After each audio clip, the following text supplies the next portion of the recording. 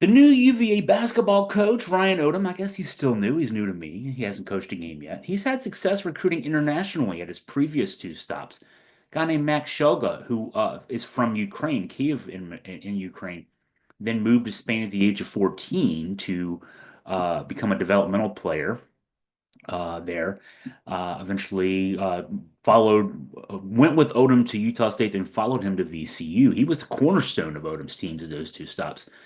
Odom's rosters at those two jobs also included guys like, let's see if I get these names right, Dan Akin, Luke Bamgboye, Michael Belle, RJ Eytle-Rock, Tobi Lawal, all from the UK, Sean Bairstow and Kuany Kuany from Australia, Zee Hamoda from Bahrain, and Szymon Zapala from Poland. I mean, obviously, that's just, I'm looking at four rosters there. His 2 years at Utah State, 2 years at VCU. Lots of international guys. I'm trying to put in perspective what you're seeing Odom's philosophy in terms of his recruiting for the current Virginia roster. His first Virginia roster already includes a kid from France, Martin Carrere, a kid from Germany, Johann Grunloh, a lot of buzz about a 22-year-old from Belgium, a guy named Thies de Ritter, and a report from one of our leakers that Odom is also recruiting a kid from Italy. Don't have a name there. Wouldn't want to guess. Um, but the question's been coming in to me from some readers. Why so much attention on the international kids? I looked this, I mean, I do what I do. I Googled, I just looked around, tried to find some good insight. And I found an article written by a guy named Noah Henderson, who's a sports management professor at Loyola Chicago, that I thought really offered some valuable insight. In a nutshell, let's see, I'll actually try to read a quote here that I pulled from this long article that Henderson wrote. It is evident that the European system has been successful in talent development, unlike the American youth development systems funded by the families of young athletes who participate for the opportunity to play in college and generate revenue regardless of the athlete's success. The European system treats youth development as an investment. Youth athletes who develop into strong prospects can be purchased by higher tier clubs and generate revenue for that organization.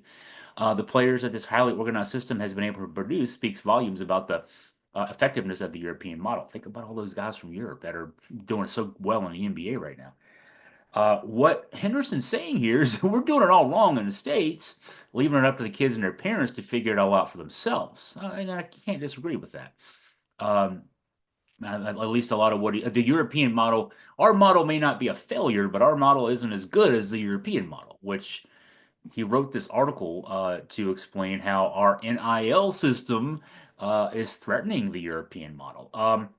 That it hits at the heart of what it does. Basically, guys like Max Shulga, I'll use that example, moved from Ukraine to Spain at the age of 14 to get developmental training funded by a pro club.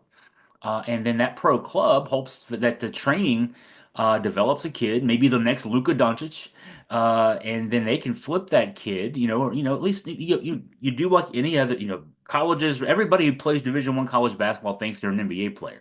Everybody who goes to one of these European clubs at the age of 13 or 14 thinks, hey, I'll be the next Luka Doncic. Um, a few of them end up being, and then the training pays off, and they sell that contract to the group that organization that funds the kid training from 13 or 14 up to 18.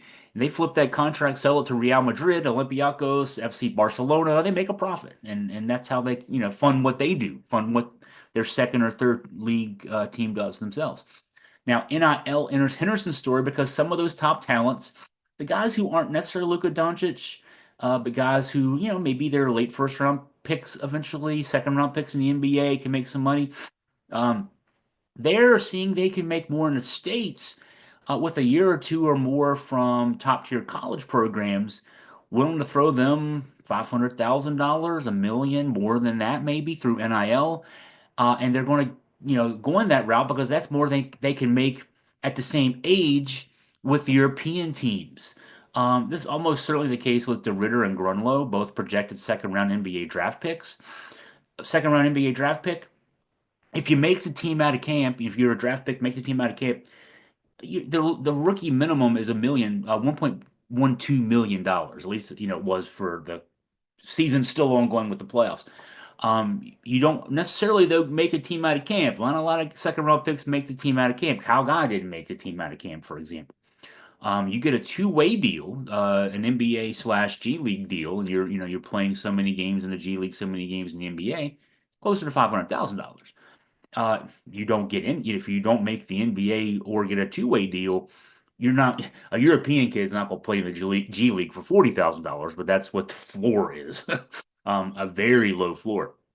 Now, in Europe, the top guys make in the $3 to $4 million range, which is a far cry from the top dollar in the NBA. The super max contracts in the 50s and $60 million range. 3 or 4 million still, it's above the NBA median, but it's not anywhere close to the top level of the NBA. The median in Europe, meanwhile, is closer to $400,000 and this is from what I can glean. There's no official source that says this. It's kind of like I read, did some snooping around on Google and kind of came to, after looking at quite a few places that estimate these things, kind of came to the conclusion it's around 4 or 500,000 is probably close to that median there. That's still below, though, what you can get if you're a second round NBA draft talent from a college program for a year or two with NIL.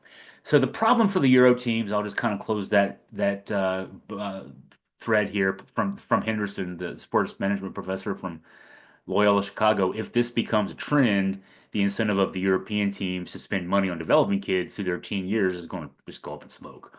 Um, Now, I don't know that that's actually going to end up happening. I've written a lot about how little the current NIL structure here in the States makes any sense financially. The main point there being, why does it make any sense for college programs that are barely making money? Most programs are actually losing money hand over fist. Why does it make any sense for them to pay kids more than what they'd make in the NBA or in Europe? Maybe it makes sense now, but I think the market is due for a correction. Maybe a year or two away, maybe 3 years away. But in the short term, back to UVA basketball. Ryan Odom's had success getting international kids to play for him and winning some games with them. And he did that at schools that have almost no money for NIL. Now he's playing the game at UVA with an NIL budget funded by hedge fund billionaires. Hey, if it works for us until the market correction comes, let's make it work for us.